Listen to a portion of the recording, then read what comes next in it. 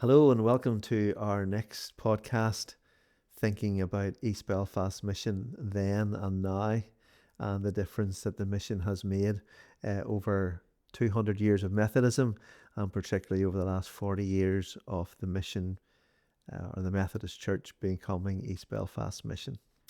And our theme for this podcast is the significant role that women have played in the community within East Belfast Mission, and in this particular one, how the faith of women has played a significant role in the shaping and the transformation that has happened for people's lives over these last 40 years. Women have traditionally held a significant role when the men were away to war. In the First and Second World Wars, women held the country together, held society together, held families together. And we see in the mission how that actually continues into today. So I'm delighted to be joined by Tina. Tina's part of the staff team of East Belfast Mission. And Tina, you're very, very welcome to be sharing today. And we'll talk about you, and we'll talk about various women within the mission, and then your experience of how you find women holding that community or this community together. So Tina, you're very welcome. Thank you very much, Brian. Thank you for asking me to do this. No, this is great. It'll be a nice conversation between the two of us. Okay. But first of all, tell us a little bit about yourself and how you ended up working in East Belfast Mission. Well, my name's Tina, as you've said, and 40 years ago, in my own home, I gave my life to the Lord Jesus. And a week later, I was standing and doing the ironing, just a normal thing, talking away, just like, in fact, it was more relaxed than this, to be honest. Okay. But anyway, so I was talking away to the Lord, and I said, I want to go where people feel like me now, because I feel so different. Yes. And the next thing, rap at the door. And there stood the Reverend Derek Haskins, and he was a Methodist minister. Yes. So for the next 21 years, I was part of a Methodist congregation. Which one? That was Mosley Methodist. Okay. And at that time, in 1985, that's when that was, 40 years ago. 40 years ago. Yeah. And at that same time, this place, Yes. East Belfast Mission, was born. The mission became a mission. Yeah. So that was significant, I think. Yeah, lovely. Nice symmetry there. Yeah. So I've known all about what's going on in the mission and Methodist churches, especially the missions. And now you're going to ask me another thing. So yes, okay. so that Take that your time. so Take your time. that was how I'd heard about the about Methodism and what the mission was doing. What the mission was doing, and the impact that it was having on society. Yeah. Yeah. Which was vital, because you were talking about still in the Troubles. Mm-hmm. So there's a lot of conflict going on within different areas, and the Methodist Church seemed to offer a warm support to all the community, which was vital at the time. Yeah. And that, to me, the backbone of that, I mean, it was the Lord's direction, but I know that was women that He empowered to help the society at that time, in a new way of impacting their daily lives, to encourage them and support them through awful times. And that's always been the way. You've just spoke about the war, and during the war, how the ladies held the families together while the men were off to war. Yes. Yes. And had to put themselves in positions that they never were in before, taking on men's roles, because, way back then it was very, men had certain roles and women had certain roles, and you didn't cross. Yes. Because women weren't able for those things. Of course not. No. Never. So that all sort of disappeared after the war, but it became vital, I think, especially in Northern Ireland over those years. And for me, the Methodist Church played a big part. And when I listened and heard about what was going on, especially among the homeless and the different charities that were coming out of it, charity, I think, isn't even a good word. Different projects, different projects. Ways in which we're reaching the community. Yeah, meeting people at the point of their need. Yeah. Was important. Yeah. So how did you make the journey from Mosley to East Belfast then, Tina? Well, in my work journey, I ended up working in a housing association, and I was asked to go on a course, and at that course, in the very first morning, do you know the way they do that thing where you have to introduce yourself, just like this? Icebreaker, you hate Icebreaker, and Yes. you just cringe, and you have to talk about yourself and your role. And that morning, as they went round the table, they came to this lovely, lovely lady, Caroline Lewis, and she spoke about tenancy support in East Belfast Mission. And my words when she finished were, "Can I get a job with you?" Can I have your job? Yeah, well, Type thing. yeah, I did. And she said, "There's no jobs available," and that was fine. But a few years later, I felt the call from the Lord again to leave where I was working and step out in faith. And I came here and asked, could I volunteer? So you left your job, Yeah. believing that this was a journey that you needed to make in faith towards East Belfast Mission. Yes, I didn't realise how vital that was until I stepped out in faith. Very good. So, And you volunteered here then? I came in 2015 and volunteered with the homeless sector. With the Hosford sector. With the Hosford sector, and that's when I first met Arlene McGaw and Mary Campbell. Yeah. Oh my goodness, two absolute inspirational women. Absolutely. And it was a bit like Morecambe and Wise, you know. Okay. Yeah. That they had a great way of bonding together. Would you say Mary was the more wise and Arlene was was Morecambe? Yeah, but Arlene had a way of getting people. Yeah, she did. To participate in things. And so, what was Arlene's role at that time? At that time, She was kind of the community coordinator of the groups within Hosford. Yeah, this was trying to help people just form a community within among themselves, and to help each other. Yeah. And she did that through a lunch club on a Tuesday. Yeah. And everybody, because when you didn't know who was service users, who were clients, yes, who was in the hostel, or who was just there to help, you just didn't know, because everybody looked the same and talked the same. Yeah. And it was brilliant, because Arlene would have said, you go, would you mind peeling the carrots, and would you do the potatoes, and you look as if you could do the onions. And there was one person particularly, she always got the onion job. That's right. Okay. Hard as nails, anyway. Okay. So, yeah. And Arlene had that ability, if she had a project, to just draw you in, draw didn't people she? in. Oh my goodness. And you would do anything for Arlene, wouldn't you?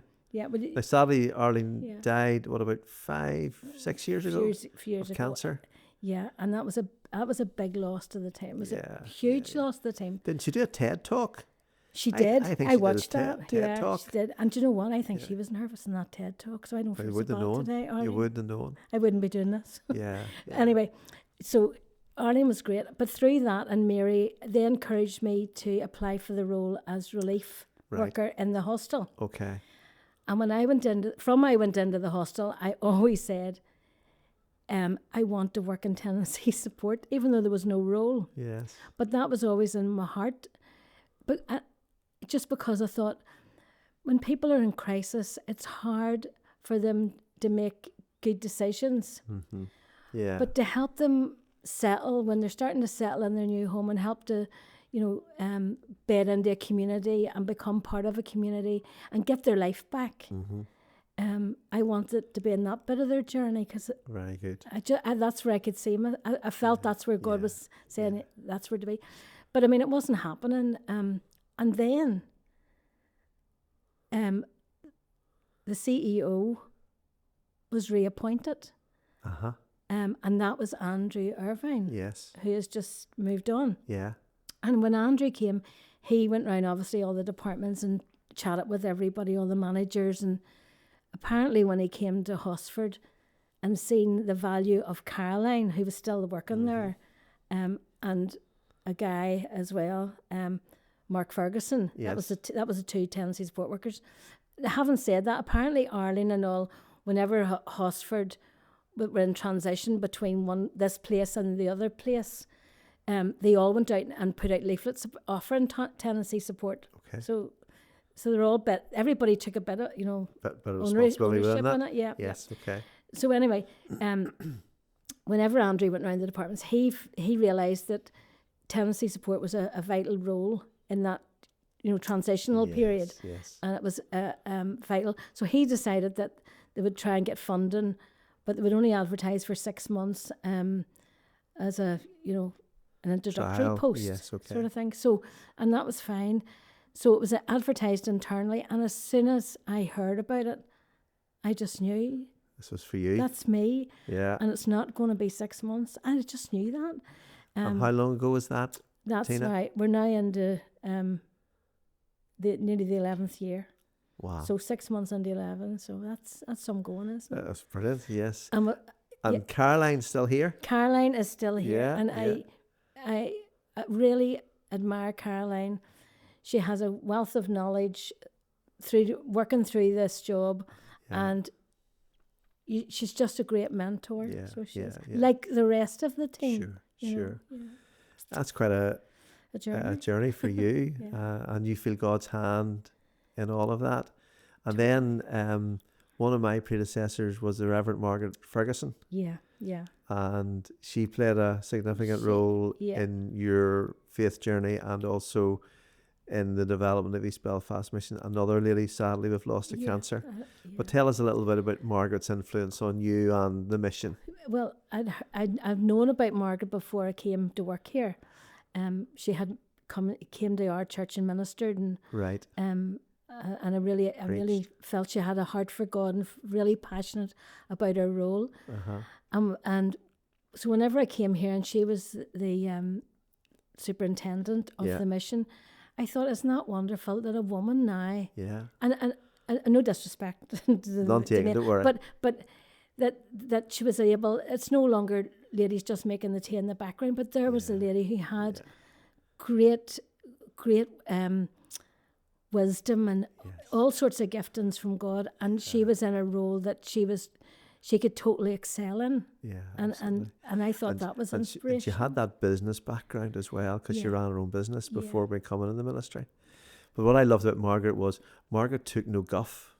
No. She could cut right through. If you were waffling and trying to pretend, Margaret had this ability just to see right through to what the real truth was. I remember a lady in the congregation, and unfortunately her husband, he had a tendency to drink a bit too much. And he was so afraid of Margaret coming and visiting, because he would get a good telling off when Margaret left us, now, no more drinking, no more drinking. She just had this lovely ability, and she was so real with people, even though she was very glamorous. Oh, she was beautiful. She was beautiful. But again, she had that common touch, didn't she? She was just lovely. So that was a real loss. Whenever she passed away in 2017, I think. Yeah. But you know what? It's like we all have a season.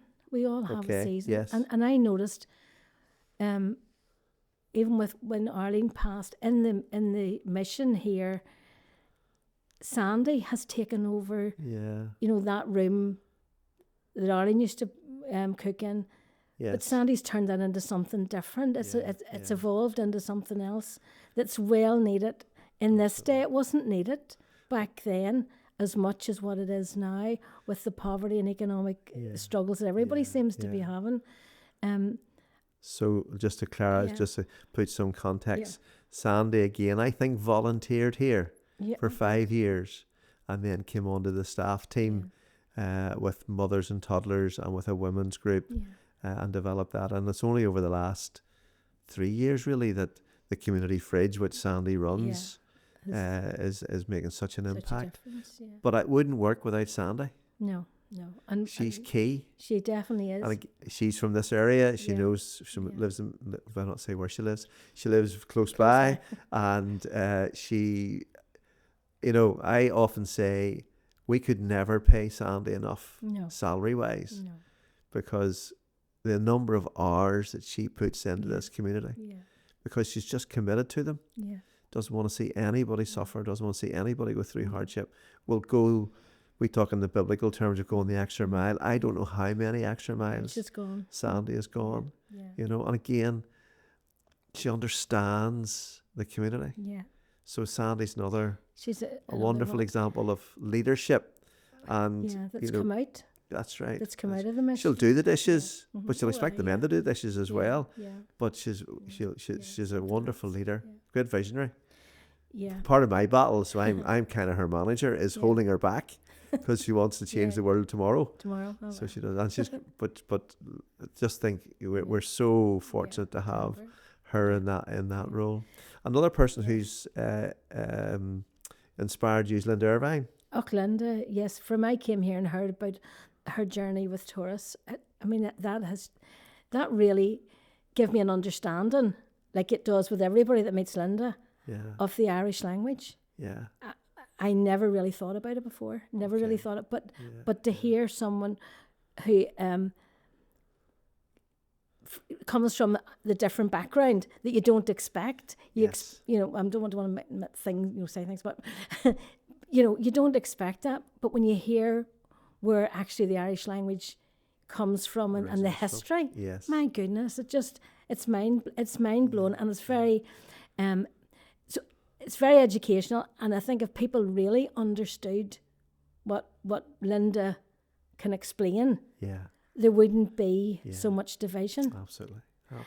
But in light as well, Bram, and I'm thinking of Linda, and we're saying about Sandy and all the work she does and going the extra mile. I must say, for the women in this building, within Hosford team, I mean, Andrea, who's the manager of Hosford now, I mean, Andrea works tirelessly behind the scene, keeping that place afloat. And I'm amazed at her. Our team's amazed at how she gets through this stuff. Brilliant. And it's not just Andrea. You look at the different projects within East Belfast Mission, and the women. Well, there's men as well, obviously, but the women that have just, helped to forge ahead and keep things ticking over, and there's so many unsung heroes, and that I feel. And another one that's just come into my head is Yvette. I mean, look at this place. She has it spotless. So Yvette is the janitor. Yeah, one of the janitors. She keeps the place with clean, Tommy. spick and span. Fabulous. And nothing is ever too much trouble to her. And do you think it's what the mission stands for that brings this extra from the ladies? Yeah. In the mission, what do you think it is about the women's touch or the women's feel that is different to what men might bring? Yeah, but women obviously, they have a whole different skills. They have an empathetic approach. They've a deeper. But for most women, they've an understanding that men don't get at the start. Men are very practical in most things, but women sort of think, what's behind that, and so they have a softer approach. Yeah. And I think because the mission is so caring with people, that's what brings the best out of the people. We're not all trying to get to the top. No. We're just trying to do the best we can, the best we can be, bring the best of us to the role. There's no stars. There's no stars. Just let's get this done. Get this done. And then we could add in Leanne. Leanne, my goodness. Absolutely. And all that she does, Joanna. Joanna in the counselling, Joanna. Service. Absolutely fabulous. Her skills, again, just make such a difference. Yeah, absolutely. So tell me, in your role as a tenancy support worker, you obviously come in contact with a lot of ladies and families in East Belfast. What's your observation about the role the women play in keeping East Belfast going as a community? Yeah, I think their role is vital because as mothers, as family, aunts, cousins, just the women's role, it brings that flavour to society to make it more acceptable. Uh-huh. you know, Yeah, yeah. and more peaceful. Women are, yeah. I think, generally are just more peacemakers. Okay. You know, they try to sort things out in their families. We're always trying to mend things, and So as the men kind of fought for the protection of unionism, let's say, or that was mainly the male figures who protected, and I'll use inverted commas sometimes, for the protection, or fought for unionist traditions and loyalism and Protestantism. What were the women doing during all that? I think women are the support. They're supporting glue. their husbands to be able Yeah. to do what they feel they should be doing. Yeah. What they need to be doing. So I think women in the background are the ones that are not. I was going to say that sounds really sexist, me saying iron their shirts, but just keep things ticking over. Yes. Keep things ticking over. Keep things stable. Yeah. Yeah. But and also bring a bit of wisdom into the situation too, because men sometimes can fly off the handle at something. Oh, no. Not you, Brandy, not you. No. Yeah. So But they're stabilising. yes. Yeah. And we believe in our Christian faith that the family unit is key, paramount, and that motherly role, that wife role, very, very important in the work that you do. Would the majority of tenancy support clients be females? Or is it not like that? No, it's not really it's varied. like that. It's varied. When you talk about the value of families, it's the breakdown of families that causes an awful lot of what we see. Right. The evidence of that, of the breakdown for a lot of young people. Yes. We're then reaping that in their older, as they've got older, the challenges that they have faced because they didn't have the stability. Okay. So society's been really shaken, and women are mothers and grandmothers, they try to hold it together when everything's falling apart, because you'd find parents are estranged, but the granny still in the background, trying to keep them stable. And that's a role probably they have played a couple of times. Because maybe they did it during the Second World War. And now the troubles have come and are ended. And now they're having it again. Maybe because the cost of living crisis means that there's lots of challenges and demands upon families. There is. And I think because the families are facing so much now, and there's so much materialism, and there's a lot of stuff, a lot of pressure, and because of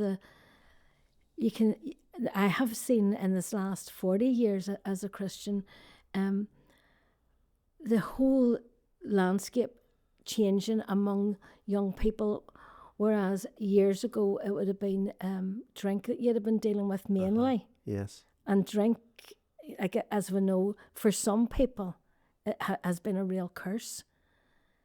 But for drugs, and the what that has bred, the cancer that has provided in this society, is horrendous to see how that impact, and it's very, very hard. And I have listened to a mother. Now, she wasn't a client, and she spoke this publicly, so I'm not divulging anything. But she openly said how she had to put her son, her teenage son, out of the house to protect her other daughter. Wow. Because her other wee daughter took cancer and did die. Wow. But she could not let her son back into the house. And she says, I was losing 2 children. Yeah. Wow. So for a mother now, and the only way to I think we can't enable, and as mothers, it's so hard to let go. Mm-hmm. But in the letting go, it actually gives them a chance to realise what do they want with their life. And that's a big challenge for women today. Okay, right. And when we're talking about tenancy support here, so you're given a client, what's your role, Tina, for that family or Yeah. individual or unit. What are you trying to achieve? Well, for what's happening in more recent times, is we would get people phoning up and they would say, "Look, I've lived in my home with my family for 20 years, but it's private rental, and for whatever reason, the landlord is having to sell up. What am I going to do?" Right. And at that point, we would, invite them to come and have a talk with us, a chat with them, Yes. and we would explain to them, we know this is going to be really challenging and really tough, but we will walk you through as best we can to the other side. Yeah. We will escort you, if necessary, to the housing executive Right. to put your name on the social housing list. We'll explain how it works. We try not to be unrealistic about our expectations, but we also want to say to them, look, see, no matter what happens, there is hope in this. We will not leave you till we have got you to the opposite, the other end. Yes. It may take time, and it does take time, but in that, we support them in that interim. Yeah. Because they maybe have to go into a family hostel, Right. or they have to be divided up among family members, Uh-huh. during this time. And it is really hard. So we'd keep close contact over that period to keep them motivated to keep on keeping on. Yes. Yes. But once a family or once someone has come through the hostel system and has been given a tenancy of their own, and now they've got their own tenancy, their own home, then we would help to support them to settle into that home. Okay. And during that time, we would help them to obtain white goods. Okay. We show them the process. We take them through the process Right. of obtaining grants and stuff to give them the bare essentials. Because, I mean, it's all right saying there's the keys to your new home, Yeah. but when you haven't got Yeah. anything, Yeah.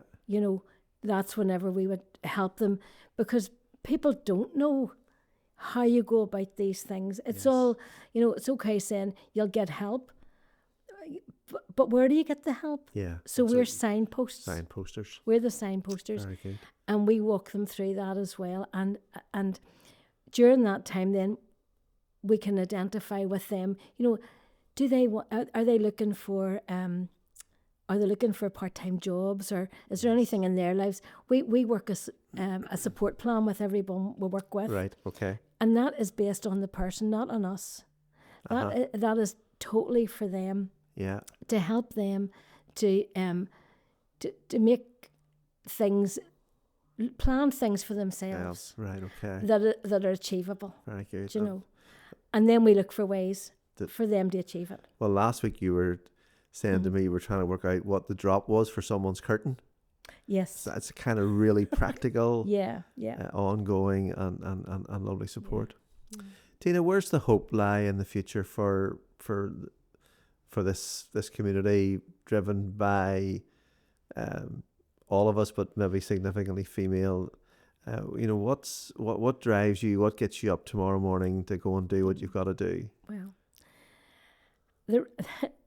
I get up in the morning because I know the Lord will give me the strength to get me through the day. Yeah. When I'm coming to work, I am praying the whole way through, from I leave the door to I come over here. 99% of the morning, some mornings, but 99% of the ones I am praying for what I'm going to be facing. Yeah. For God's wisdom. For God's guidance. Yeah. For myself and for my colleagues. Yeah. And for everyone I come into contact with. Yeah. And a few of us meet on a Wednesday morning. Yeah. So we call it time out prayer. Yeah, which is lovely. Which the CEO gives us permission to have, and he sometimes now joins us as well, which is nice to share and just to keep that that spiritual side of East Belfast Mission strong and developed. Yeah, because to me that's definitely the backbone. Yeah, and God has brought people here, even though they haven't realised, but He's brought them here because He wants to meet them. Mm-hmm. Yeah. At whatever point of their need. Yeah. Very good. Very good. Tina, thanks so much indeed for all your time and your insight, and for again say thank you for all you do and others do for developing the work amongst families and friends to try and make lives a little bit better for folks into the future. And we wish you well and thank you for your sharing. Thank you. So that draws this next episode of East Belfast Missions Development to a conclusion.